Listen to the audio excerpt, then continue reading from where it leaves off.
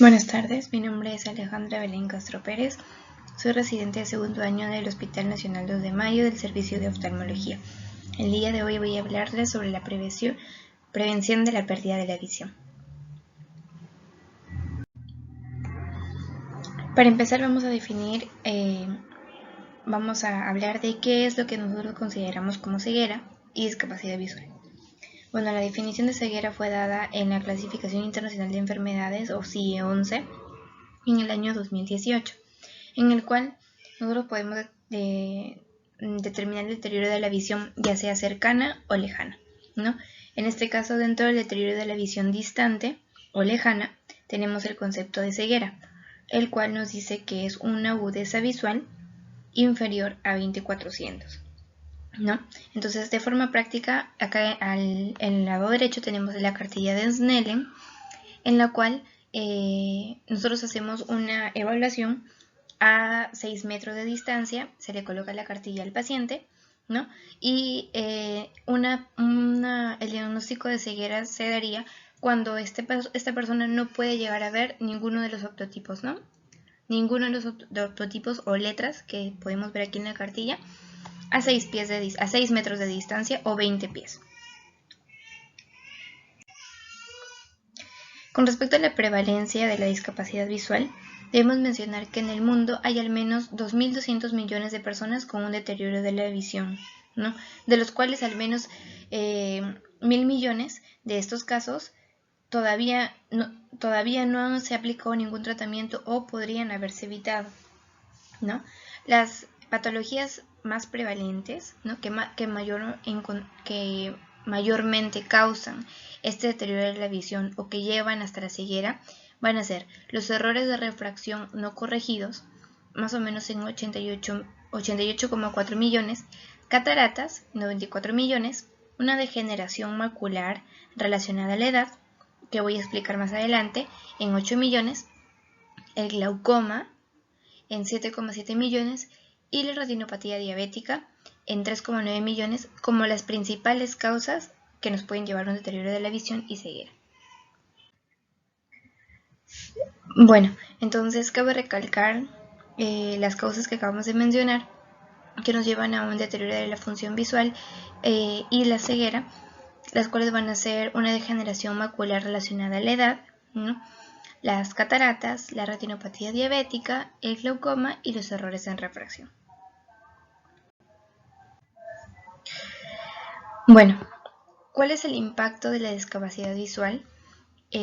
Podemos dividirlo en un impacto a nivel personal y un impacto económico, ¿no? A nivel personal, en el caso de los niños, se pueden ver retrasos a nivel cognitivo, a nivel de su desarrollo social, a nivel de su desarrollo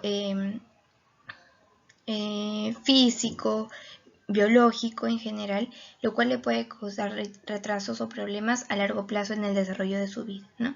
Si no se corrige esta discapacidad visual en ciertos casos, ¿no? En el caso de unas personas adultas puede conllevar a lo que es una depresión o ansiedad. En el caso de los adultos mayores, ancianos, hay mayor riesgo de caídas, ¿no? Es un impacto también fuerte en lo que es su vida, su desarrollo personal, ¿no?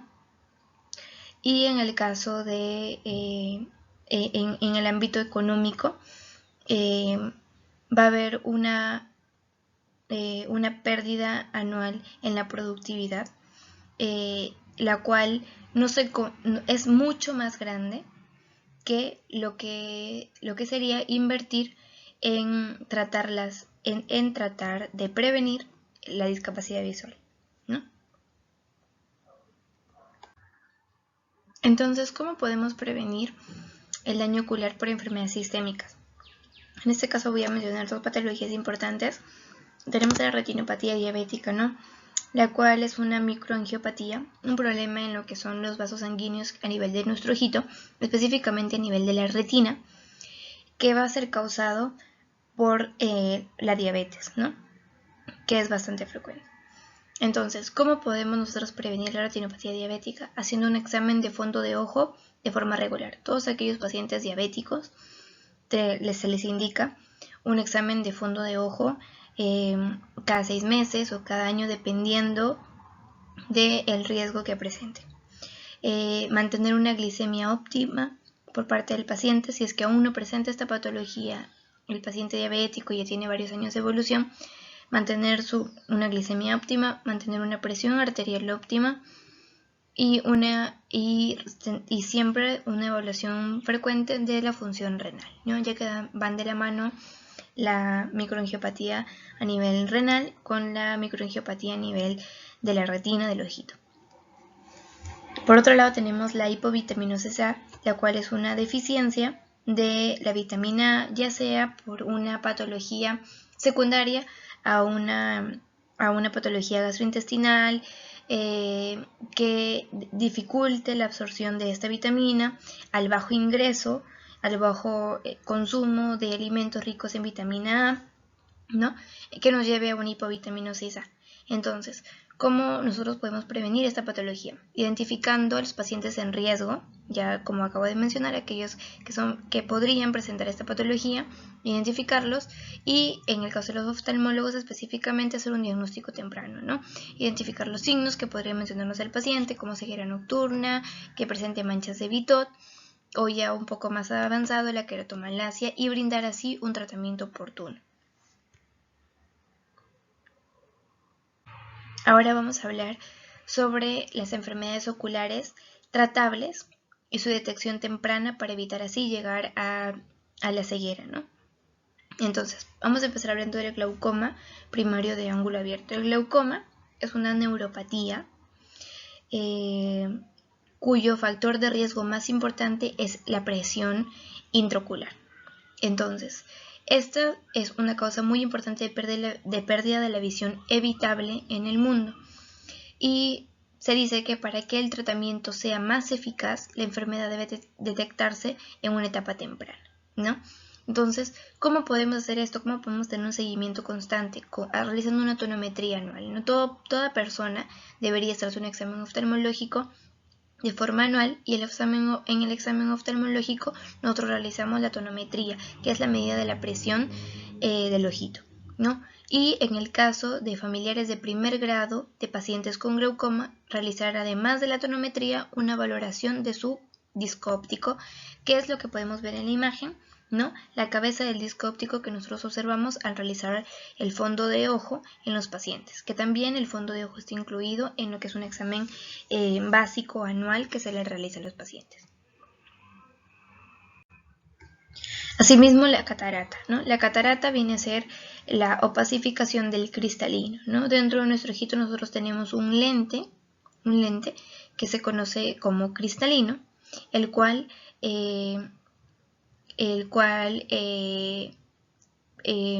se opacifica generalmente por la edad, pero hay también otros factores de riesgo que pueden agravar o adelantar la presencia de las cataratas, ¿no? Estos factores de riesgo modificables son la exposición a radiación ultravioleta, el tabaquismo, el uso de corticosteroides, el uso indiscriminado, bueno, aquellos pacientes que tal vez lo necesitan como parte de su tratamiento de otras patologías, bueno, tener siempre de igual manera un control, ¿no? Y que este uso no sea de forma indiscriminada, sino como tratamiento indicado por un médico, y también la diabetes, ¿no? Entonces, ¿y cuál es el tratamiento para la catarata? La cirugía de catarata, ¿no? La cual es una cirugía ambulatoria, es una cirugía bastante segura y diferentes formas de realizarla, ¿no? Y lo mejor es que sea pues en el momento correcto, de forma oportuna, recibir el tratamiento para evitar que hayan complicaciones mientras es un poco más difícil de operar la catarata, ¿no? Evitar que el paciente también llegue hasta el punto de no poder realizar sus actividades de la vida diaria, ¿no? Sino que de forma ya al momento correcto, oportunamente operarse de la catarata si es que ya la presenta mediante el examen oftalmológico, la logran identificar a tiempo, ¿no?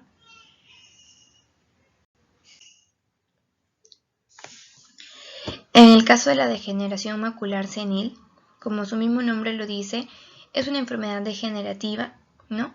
Que con el tiempo todas las estructuras de nuestro cuerpo se van haciendo, evolucionando, ¿no? Involucionando, y en este caso a nivel de la mácula, que es una región de la retina que nos confiere la visión central a nosotros, a las personas. Entonces va a ir provocando una degeneración a este nivel, lo que nos va a ir disminuyendo de forma progresiva la nitidez de la visión central, ¿no? Como se puede ver en la imagen, ahí vemos una mácula con diferentes cambios degenerativos. Entonces, ¿cómo podemos nosotros prevenir, ¿no? Evitar que esto se dé de forma temprana o que se dé de forma brusca? Pues el principal factor modificable que tenemos, factor de riesgo modificable que tenemos es el tabaco, ¿no? Entonces evitar el mismo.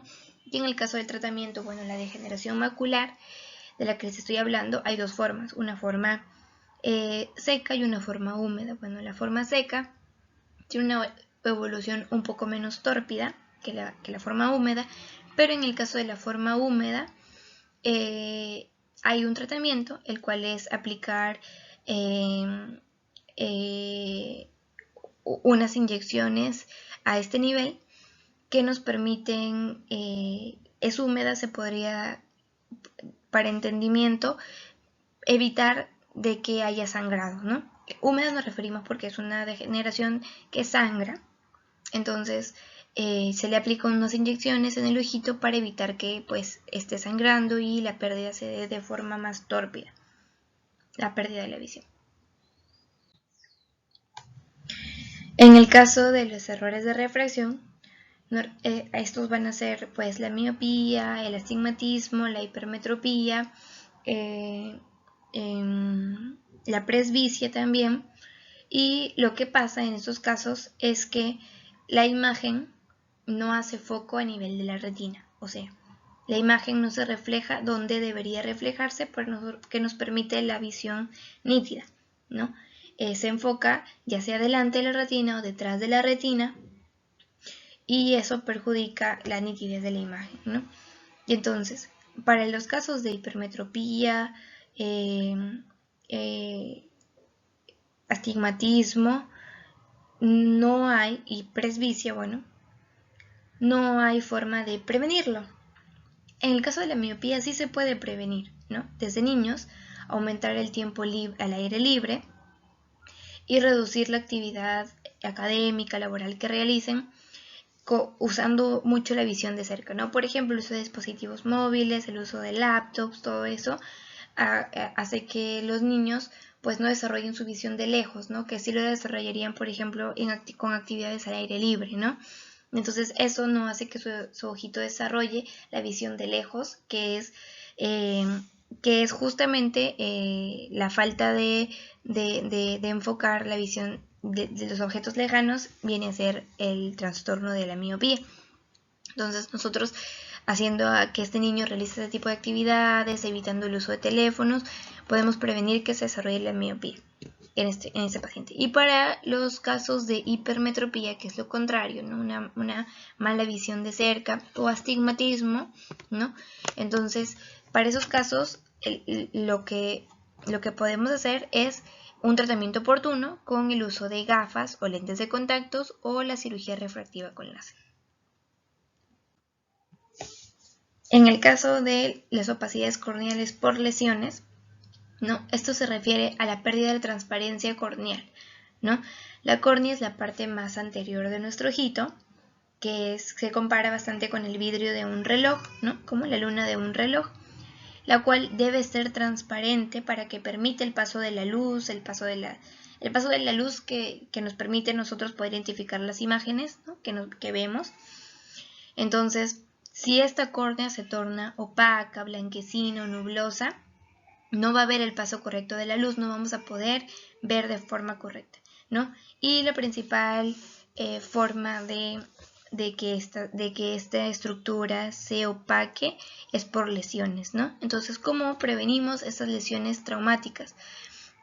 tal vez por accidentes laborales, ¿no? Que se pueden presentar, muy frecuente. En el servicio nosotros vemos pacientes que al momento de estar esmerilando, ¿no? Llegan cuerpos extraños, se incrustan en su córnea, a veces llegan justo en el centro de la córnea y es justo en nuestra visión central, por ahí pasa la luz, ¿no? Afecta el eje visual. Entonces, es por eso que se deberían usar ya sea gafas de protección, ¿no? En las industrias de alto riesgo como son las que acabo de mencionar, ¿no? Para evitar ese tipo de traumatismos a nivel de la córnea. Bueno, esas son algunas de las enfermedades oculares y sistémicas que podemos prevenir, que podemos dar un tratamiento oportuno para así no llegar a la ceguera, ¿no? Y evitar también la discapacidad visual. Las conclusiones de la charla de hoy son que, bueno, hoy en día millones de personas viven con una deficiencia visual o ceguera, la cual podría haberse evitado o tratado de forma oportuna. Podemos distribuir la prevalencia de las patologías oculares prevenibles según edad y región, ¿no? En personas más jóvenes suele ser los errores refractivos, mientras que en los adultos pues un poco más frecuentes el glaucoma, la catarata, la degeneración macular, ¿no? Asimismo la retinopatía diabética. Y según las regiones, porque en las regiones con mayor, y en las zonas, ¿no? La capital, donde hay más acceso al examen oftalmológico, se puede dar un tratamiento temprano, corregir los errores, lo que hacen los errores refractivos, dar un tratamiento oportuno a la cirugía de cataratas, ¿no? Mientras que en las zonas tal vez un poco más alejadas, encontramos pacientes que no han llegado, personas, ¿no? De no mucha edad, entre los 50 años y los 60 años, que pues tienen una catarata marcada, tienen una discapacidad visual, la cual es corregible, pero por no tener acceso a la cirugía, pues no se ha visto corregida, ¿no? Y tal vez ya cuando vienen a querer recibir el tratamiento, ¿no? Ya sus cataratas son bastante complicadas, ya viene arraiga otros problemas. Y bueno, otra conclusión es que modificando los factores de riesgo de ciertas patologías prevalentes, nosotros podemos evitarlas o con un tratamiento oportuno, como hemos mencionado, llegar a evitar la ceguera. Gracias.